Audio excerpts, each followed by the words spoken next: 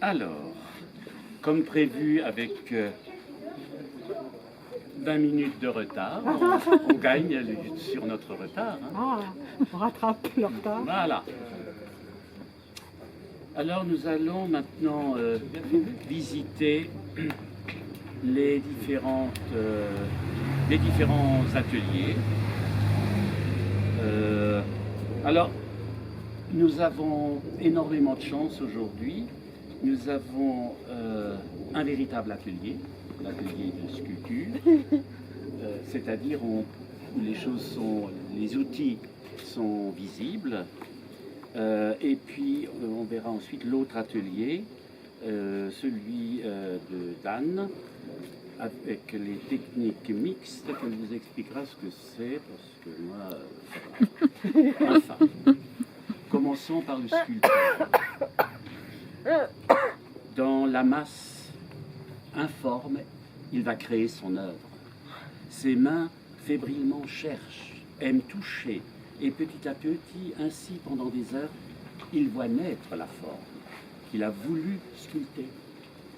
Ses gestes sont précis, avec force il façonne, il modèle, il creuse, il courbe lentement. La matière complice s'offre et s'abandonne, ou parfois lui résiste, avec entêtement. Mais le don est plus fort, il habite son être, il occupe ses jours, il hante ses nuits, car à chaque sculpture, c'est lui qui est le maître, en devenant tyran et toujours sûr de lui. Il lui vole sa vie, un peu de son âme, exigeant un détail ou la belle expression, mais dans l'œuvre achevée, il a posé sa flamme pour en faire un chef-d'œuvre créé avec passion. Alors, nous allons voir maintenant ici l'atelier de Claude. Wer es nicht edel und nobel treibt, lieber weit von dem Handwerk bleibt. Traduction, s'il vous plaît. Bah oui. Celui qui ne... Comment j'avais dit hier? Qui ne pratique pas oui, avec noblesse. Avec noblesse et c'est presque identique avec noblesse et dignité. Il vaut mieux qu'il n'entre pas dans cet atelier. Voilà. Donc il reste loin du métier. Ou qu'il reste loin du métier. Ah oui. Voilà, quelque chose comme ça. C'est une phrase de Schiller, donc poète esthète allemand, que j'avais trouvé sur une poutre d'une écurie dans le Tyrol. Ah. Et ça m'avait bien plu, quoi. Elle n'était pas sculptée, elle était peinte comme les Tyroliens, ils peignent des poutres avec des oiseaux et des proverbes, quoi. D'accord. Voilà. Alors, donc c'est bien marqué. Anne, ici c'est ma grotte. Ici en anglais, the place to be. Bon, alors c'est vraiment trilingue. Si vous voulez bien vous approcher, parce que tu pourrais aller à l'intérieur. Et donc, parce que j'ai toute la liste, hein, ça va être un peu fastidieux. Et comme j'y connais rien en même temps, ce sont les outils, donc vous pouvez venir, hein, les outils du sculpteur sur bois. Ah, d'accord. Alors, il y a les outils de maintien, l'établi, que vous avez là sous les yeux, un établi, qui est, il est en hêtre, celui-là, Claude? Hêtre, voilà. Ou ne pas être. Je sais, oui. Il y a l'étau à chariot. Il est où? Il est là-bas aussi. Il y a les serre-joints. Tout plein de serre-joints. Si vous voulez entrer, vous pouvez découvrir des choses. Mais si vous, voilà. Moi, je rentre quand je connais quelque Voilà. chose. Et la vis anglaise ou queue de cochon. Je vais la chercher. Elle est à côté. Elle n'est pas là. Ah. Ou queue de cochon. On a déjà le cochon à l'extérieur, mais... Ah oui, oui, oui, oui. Donc c'est pas fini, je vous dis tout de suite, il y aura les outils d'entretien, les outils à tracer, les outils à frapper, les gouges, les burin, cuillère ou coudée, les outils de finition, les outils à estamper, les outils à fond et moulure. Bah, ceux à qui ça plaît pas, messieurs, vous pouvez aller prendre votre café et revenir tout à l'heure. Jean-Pierre, il n'est pas nombreux, j'ai sorti. Moi, je connais. Donc, la queue de cochon, c'est ça. Voilà. Voilà. Ensuite, il y a de la place encore. Hein. Moi, je rentre pas si vous voulez voir les outils. Voilà. Donc ça, nous sommes à la queue de cochon. Oui. Voilà. Oh là là, mon Dieu. Queue de cochon. Les outils d'entretien. La meule en grès à eau. Ça, tu n'as pas, tu as dit? Non, mais j'ai des meules, là, j'en ai plein. Tu as des meules, voilà. Tu as des pierres à morfiler. Oui. Mais à quoi ça sert tout ça, Daniel? Mais il faut demander. Ne demande pas à moi. Non, mais- Oui. Qu'est-ce que ça veut dire morfiler? Ouais, morfiler, qu'est-ce que ça veut dire? Ça veut dire enlever le morphile, c'est ce qui, quand on affûte une lame, quand on travaille des deux côtés, ça donne on repousse en fait de l'acier, c'est ça le morphile. Et donc il faut enlever légèrement du morphile et puis on arrive à un tranchant sur le fil. Voilà. Merci. Et bon, alors les outils à tracer, les compas, tout le monde sait ce que c'est. Le trusquin, Tout ce cas, c'est ça. qui sert à quoi? Tracer les parallèles. Tracer des parallèles. Voilà. L'équerre, tout le monde sait ce que c'est. La fausse équerre, je ne sais pas ce que c'est la fausse équerre. Voilà. Donc, voilà. Ah oui. Puis l'angle, Ah oui. l'angle Qui est faux. Bon, les outils à frapper, le maillet, la massette, je pense que tout le monde sait ce que c'est. Voilà. Voilà. Je passe aux gouges. Peux-tu présenter quelques gouges? Alors, voilà. Donc, on a une gouge qui a deux biseaux, ça s'appelle le burin, ça. Donc, ça permet de faire des contours quand on fait des bas-reliefs. Oui. Où, en fait, c'est simplement deux gouges plates, mais qui sont assemblées. Donc, c'est un outil très, très, très utilisé, le burin. Alors, les gouges, il y en a, ça, c'est les moyennes. Il y en a des plus grosses et les plus petites, les plus fines. Encore encore, il est plutôt les fines. Donc, il y en a des plus grosses pour des grosses pièces. Quoi. Ensuite, j'ai une gouge spatule. Donc, ça, c'est, par exemple, ça, c'est un très vieil outil qui appartenait à un compagnon, donc il avait sa marque, que j'ai récupéré, et puis des fois on se rend compte qu'on a des très bons aciers. Et ça c'est une gouge à spatule. Voilà. Avec ça on peut faire par exemple les yeux. Hein? En fait pour chaque forme quand tu fais un personnage, tu vas utiliser la gouge qui colle le mieux. Donc là si tu passes en une fois, tu vas arriver à te faire un œil fermé. Quoi. Enfin, un œil, le globe, ensuite que tu vas ouvrir pour. Etc. Donc, ça peut être à peu près. Voilà. Ensuite, je continue. Bah, écoute, oui. On la connaît, c'est une gouge plate. Donc, c'est une gouge plate, elle va servir à faire des arrondis. Hein, si on veut faire un globe ou une tête, qu'est-ce qui arrondit ça? On va utiliser une gouge plate. Encore plus plate que ça, même un ciseau pour. Ah oui, j'allais demander c'est quoi la différence avec un ciseau? C'est un ciseau. Un ciseau, c'est ça, donc ça c'est un ciseau. Et je les protège avec ça avec du bois. Ça c'est un ciseau ciseau à bois de menuisier ou de sculpteur. Donc avec ça on peut vraiment faire du rond. Ouais. Et sinon, l'utilité d'un ciseau à bois, c'est de faire des tenons, des mortaises, d'entailler des bois, de faire des charpentes. C'est aussi ça l'utilité. Mais ça peut être utilisé en sculpture. Moi, j'aime bien des bons ciseaux qui coupent. Est-ce qui distingue le ciseau de la gouge? C'est la courbure? C'est le cintre, on appelle ça le cintre. Le cintre. Le cintre, ouais. Le cintre, c'est la courbure. Donc, il y en a toutes les formes. Hein. Donc, ça, c'est une gouge plate. Ça, c'est une gouge plus cintrée. Alors, on appelle ça c'est une petite gouge à prêter. Donc c'est pour enlever du bois. Pour pour dégrossir la forme. En fait, sculpter, c'est pas compliqué, il faut juste enlever ce qu'il y a de trop. Oui. Ah bah, c'est vite dit, ça. Alors, il y a un outil que je suis en train de chercher.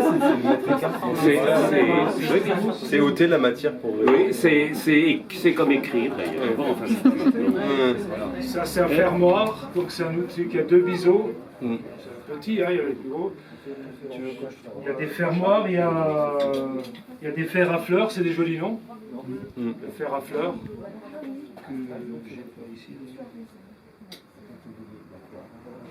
Donc ça, c'est des outils que je protège. Le fer à fleurs. Donc c'est un petit peu comme là, c'est une gouge spatule en fait que je vous ai montré tout à l'heure. Ça s'appelle le fer à fleurs. Et celui-là, on utilise pour. Donc pareil pour les endroits un peu convexes. Convexes. En fait, on travaille à l'envers et par au-dessus. On ne travaille pas en creusant. À une gouge, on va travailler en creusant, comme ça. Je prends une gouge creuse, une petite comme ça. L'outil, on va travailler en creusant un petit peu. Hein. Ouais. Très rarement par au-dessus à l'envers. En fait, on peut, suivant comme on a discuté avant, suivant les veines des bois, il n'y a pas vraiment de règle. La règle, c'est de couper, de trancher le bois.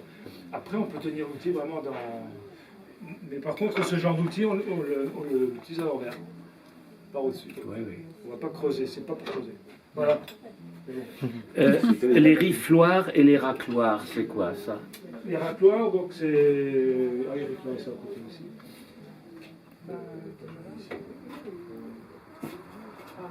Voilà.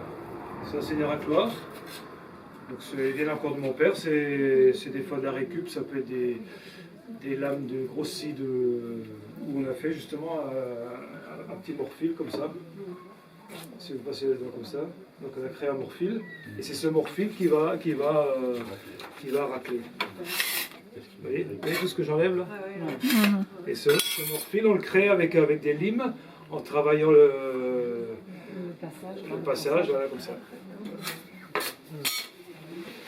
Et par rapport à toutes les gouges qu'il y a de différentes, est-ce que c'est dans la sculpture par exemple, on les utilise à certaines phases déterminées ou Oui, alors oui, bien sûr, on passe de l'une à l'autre Ouais, on passe. Il y a des phases. En fait, là c'est déjà des gouges de finition. J'ai l'autre trousse, je n'ai pas tout sorti, mais on commence par des gouges comme ça pour dégrossir, quoi. Et ensuite, quand il y a des creux, eh ben, on utilise des gouges à bretter, des plus rondes. Pour donner la grosse forme. On ne s'occupe pas des détails. Et après, c'est quand on regarde les détails qu'on prend cette gamme de...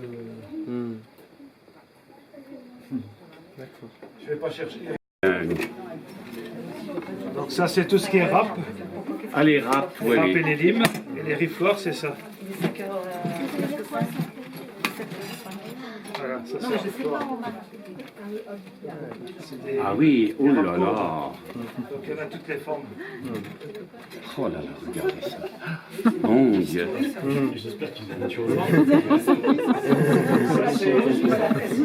C'est n'importe quoi. Oui, je suis tranquille après. Après on a brossé ensuite. Hein. Oui. Bon, après, Ça filme en- Et les sabloirs, les perloirs, le poche-œil, on va laisser continuer. On va pas tout chercher à côté. les guimbardes avec des rabots, C'est là. le tarabisco, Ça c'est tout ce qui est plane voilà, et vastringue. vastringue, voilà. Donc ce sont les outils qui s'utilisent notamment les planes en tirant sur les deux côtés et en inclinant en calculant l'angle pour aller plus ou moins un peu plus ou moins épais, quoi. Ce que je voulais vous dire, c'est que ces limes, ce qui est intéressant, c'est que ces rifloirs sont piqués à la main. C'est-à-dire c'est un artisan, enfin c'est une forge qui fabrique ça, c'est piqué à la main. Donc quand ça sort de la forge, le forgeron il est assis, il a cet outil sur un billot, et avec une lanière de cuir c'est tenu, et pique à la main, avec un outil très très dur, un acier très dur, donc il fait tout le piquetage. Donc c'est des outils qui ont un certain prix, quoi. Et si je laisse tomber, ils cassent, quoi. Ça c'est cassé, c'est très utile. Ah, c'était bon. Claude, encore une chose avant qu'on passe dans l'autre atelier. Par exemple, ce coq, Oui. combien de temps tu mets pour faire je ne sais pas si la question est opportune Si, d'ailleurs. c'est toujours une bonne question, mais moi je sais pas trop quoi, mais quand je travaille un morceau de bois, c'est... Tu le fais d'une traite? Je ne le fais pas d'une traite, c'est ça Jamais. le problème. Donc c'est D'accord. difficile à dire. D'accord. Oui, oui. Après, là, par exemple, là, je peux vous montrer. Ici, j'en ai commencé un. Ah oui. C'est un modèle que j'aime bien, c'est le coq celtique. Donc c'est à peu près celui-là qui est en train d'être vermoulu parce que j'avais choisi un vieux bois, c'était juste pour la forme, pour essayer. Et là, je vais en faire un qui va être vraiment sympa parce que je vais jouer sur le poli et sur le travail comme ça. C'est un frêne olivier. Donc ça, c'est naturel. Ça va, quand il va être ciré ou teinté, il va être très beau. Et donc, dégrossissage, donc là, il faut faire cette découpe. Ça va relativement vite. On est motivé, on a envie de sortir la forme. Et ensuite, un soir, je peux travailler sur cet arrondi. Hein, donc, on va le dégrossir à la gouge. Et ensuite, on aura tout de suite envie de passer au stade suivant, c'est-à-dire prendre des râpes et faire chercher la forme, quoi. Donc, ce sera tout pour la soirée, si tu veux. Mhm. Après, le lendemain, on va tout faire cette forme-là. D'accord, oui, oui, C'est des étapes. oui, oui, oui, oui. Ah, oui. Et puis après, la motivation suprême, c'est quand on arrive à faire un poli comme ça. Moi, j'aime bien prendre du temps. Un poli comme celui-là. Donc là, on va jusqu'au bout, quoi. Ouais, oui, ouais, ouais. Ouais, c'est bien. Voilà. Et pour la beauté Belle du bois, quoi. chose. Voilà. Bien. Bon, on passe dans Merci, Daniel. l'autre. Mais merci à toi. Merci, Daniel. Merci, parce que j'ai rien fait là. Je dirais sur Google les trucs. Bon. Mais oui, c'est ce que vous croyez. Ah, il aurait pas dû. Il a fait ça personnellement, ça casse. Alors nous sommes là maintenant dans l'atelier. Le atelier.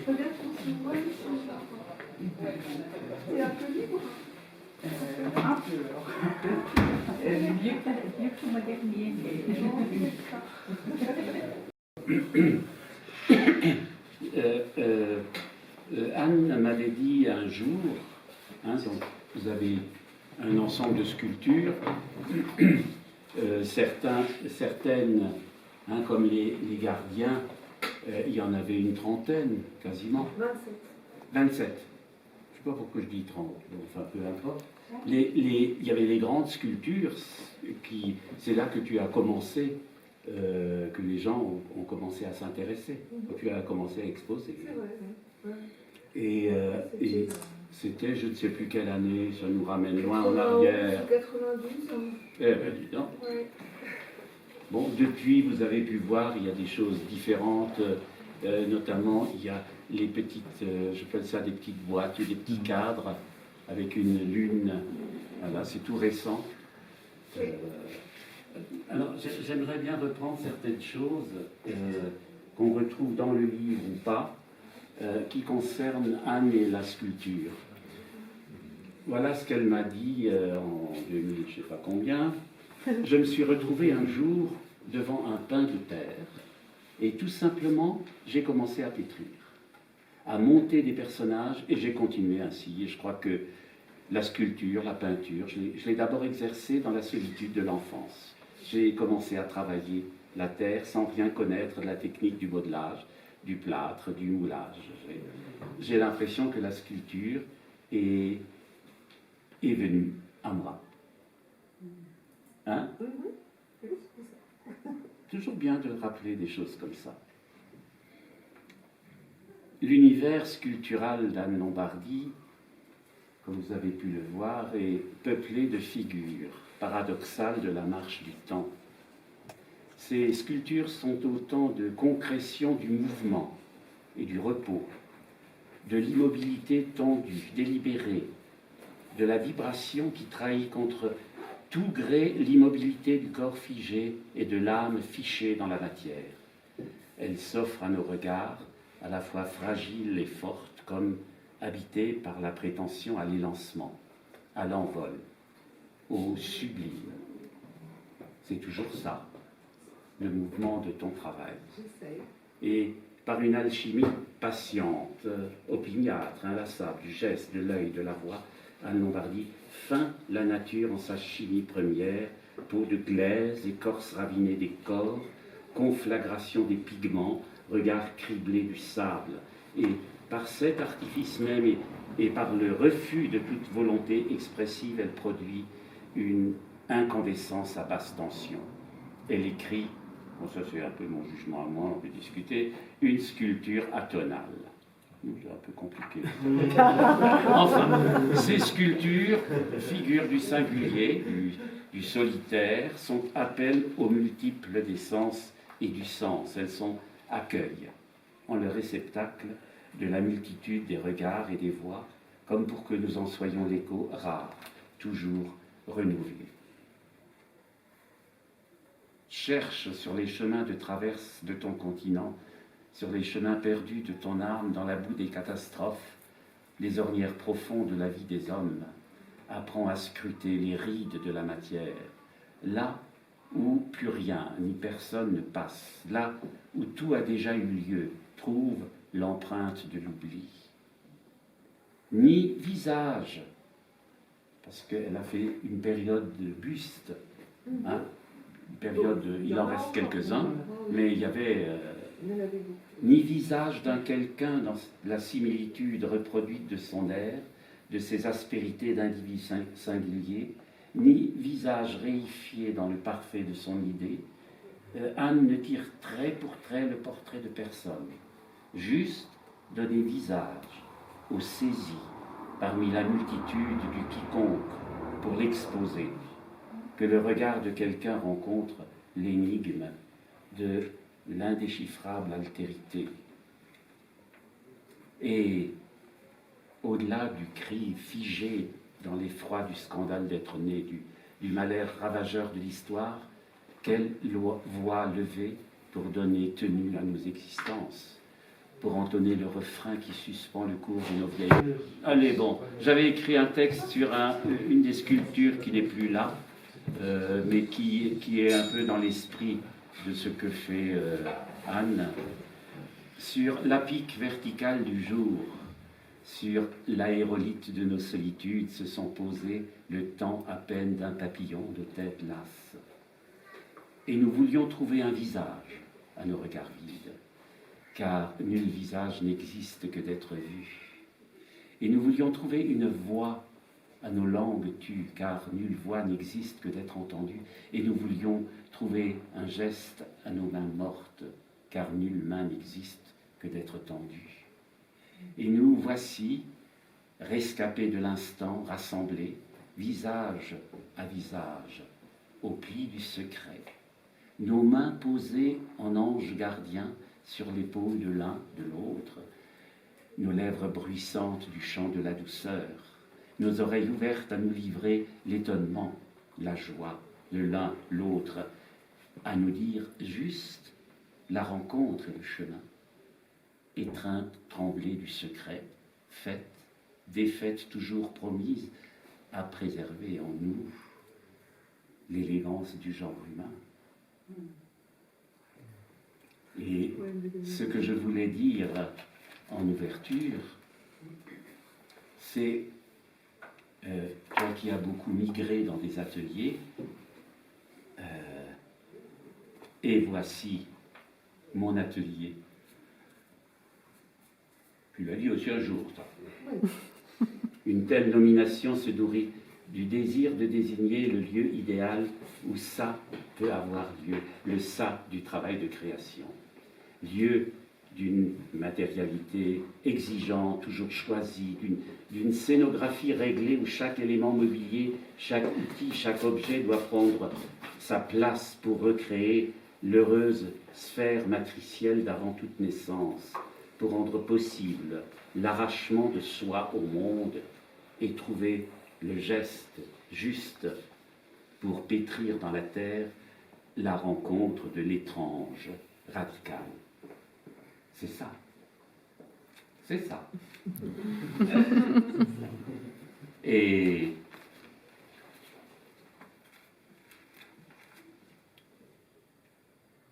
la multitude rassemblée en chœur fier, hiératique des gardiens du temps d'Anne Lombardie, témoigne de la mémoire escapée du plus singulier, du plus pitoyable et du plus grandiose de notre condition, et lance le défi, le dresse dans la matière pour donner corps et voix, consistance à la res publica de notre avenir. Merci. Ce dernier propos n'était pas du tout dans la campagne électorale. Tout ça c'est terminé pour le moment. Tous ces textes ont bien sûr été écrits par Daniel. Pour le travail d'Anne. J'ai pas encore écrit de nouveaux textes, hein, comme je t'ai dit, comme ça, hein, pour Claude, donc l'autre Claude. Ah ben le voilà, le Claude Journu, qui fait le muet. Alors, donc Claude ici a exposé les tableaux qui sont là. On avait appelé, dans le bouquin, on les avait appelés comment? Femme fractale, non? Femme fractale. Ah oui, on avait appelé ça femme fractale, puis voilà, il y en a, je ne sais plus. Il y en a Quoi. plein. Il y en a plein. Et puis il y a la série, et regardez la série qui est là, vous voyez là, qui va exposer à la Biennale de Besançon en octobre, hein, fin octobre de cette année, et qui est où il utilise une autre technique. Je ne sais plus, tu me dis 2 mots. La technique de quoi là? Du marouflage, voilà.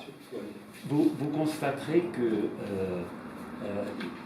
vraiment ça rejoint ce qu'il cherche, comme je l'ai déjà dit ce matin, de faire quelque chose qui sort la photographie de ce en quoi elle est un peu enfermée, c'est-à-dire dans le témoignage.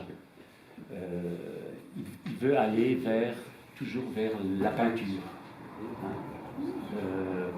Il compose des chorégraphies plastiques avec l'agilité et la précision de la plume numérique. Des oscillations variables, corps diffractés de la femme à la fois modèle contraint de l'absolue servitude au monde et promesse de l'absolue liberté. La femme ouvre le paradigme même d'une radicale et indésaisissable plasticité. C'est sa photographie à pouvoir d'ouvrir nos yeux aux secrets et aux incertitudes de nos propres vies, de réveiller en nous les figures archaïques du geste, de faire renaître le visage de notre désolation, de nos combats, et ressusciter la voix, l'émotion des grands récits, toujours latents et potentiels, de notre présence au monde. Une photographie qui rend visible le chaos derrière l'illusion de nos âmes devenues gaz d'échappement, hélas. De l'homme de Lascaux, Claude Journu reprend inlassablement le geste inaugural du premier imagier, qui consiste à créer sur la muraille de la caverne la présence monstrueuse de ce qui justement vient de s'absenter. La manifestation de la venue de l'étranger, de cet autre qui est soi-même.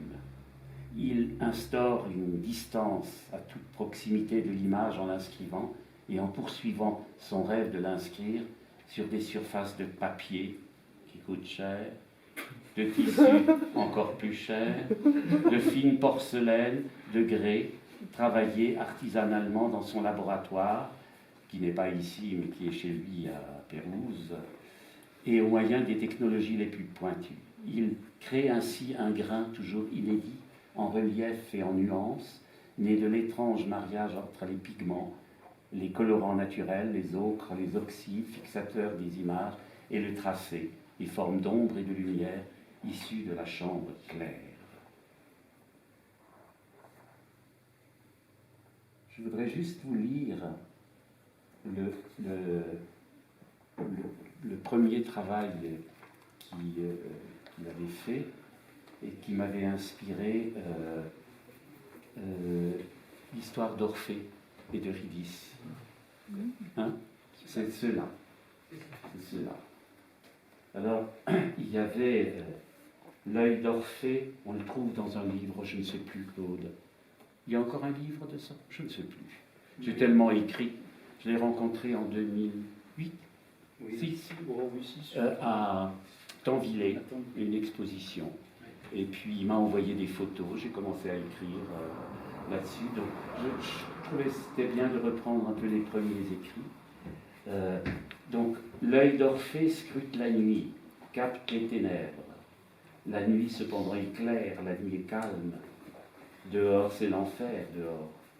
Pour comment atteindre le pré lugubre des asphodèles en fleurs, comment traverser le charnier des idéologies meurtrières et l'enfer des lumières.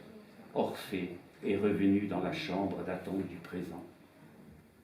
L'œil d'Orphée scrute la nuit, capte le mouvement des ombres, de l'unique ombre faite de la chair de lumière. Viens, viens, mon Eurydice, il faut rentrer, la fournaise du temps présent et les brasiers de la mémoire auront brûlé jusqu'aux paupières du regard de ton Orphée.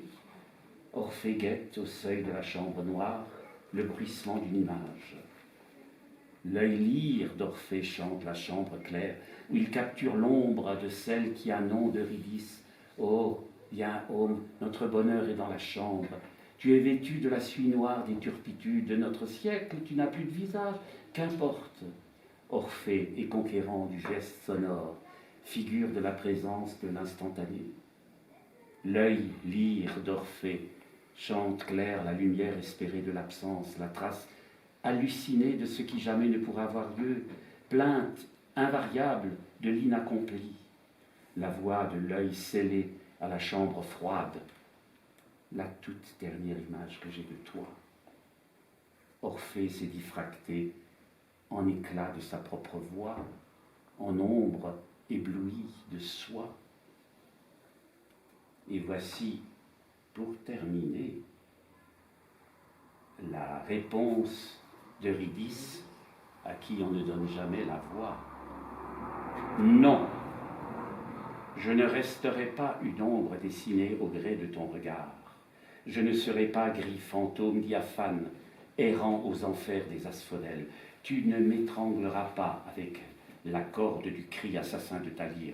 Je suis plus vaste que ta voix, plus innombrable que ton regard.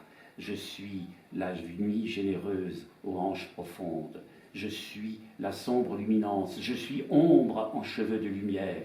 Je suis la fiancée cosmique de la grâce. Tu veux faire de moi la captive, l'épinglée, la suspendue, la sirène du fleuve sans retour.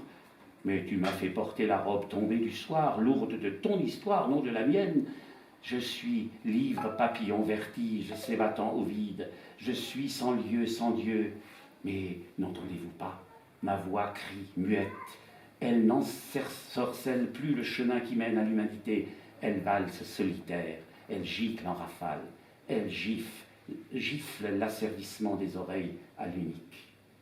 Je danserai sur les ruines de ta petite histoire où tu ne m'as que trop mêlé. Je serai le dénuement sans plainte, l'ironie de celle qui n'est pas encore advenue mais toujours déjà présente.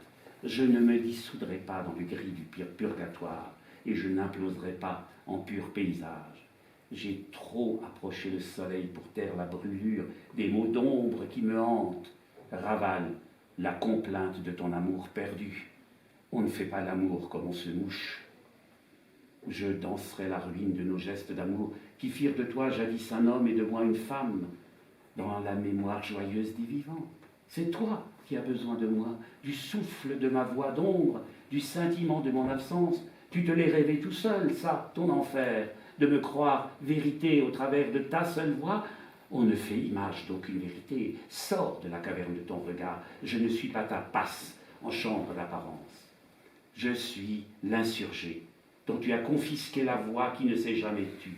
Je suis voix de reine, déchirée entre l'enfer des ombres et les saisons dorées. Je suis événement, présence absolue de ce qui sera.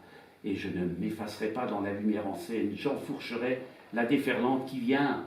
Mais l'horizon est derrière moi. Mon histoire, c'est moi qui l'écrirai, en pas dansé de la plus haute solitude. Garde pour toi l'extase du rien qui te fut simulacre du tout. Ton regard est trop étroit pour aimer, mais reste sur le seuil. Détourne-toi. Tu ne sauras jamais comment me regarder pour me voir. Je danserai avec moi-même, mon ombre et ma lumière. Je serai l'insoumise absolue de la chambre claire, de la chambre noire. J'ai pris le parti de n'être qu'une image que jamais tu ne sauras faire tienne, même au plus étincelant de tes rêves. Je suis à jamais le saisissement et l'évanouissement du même surgissement. Merci de votre attention.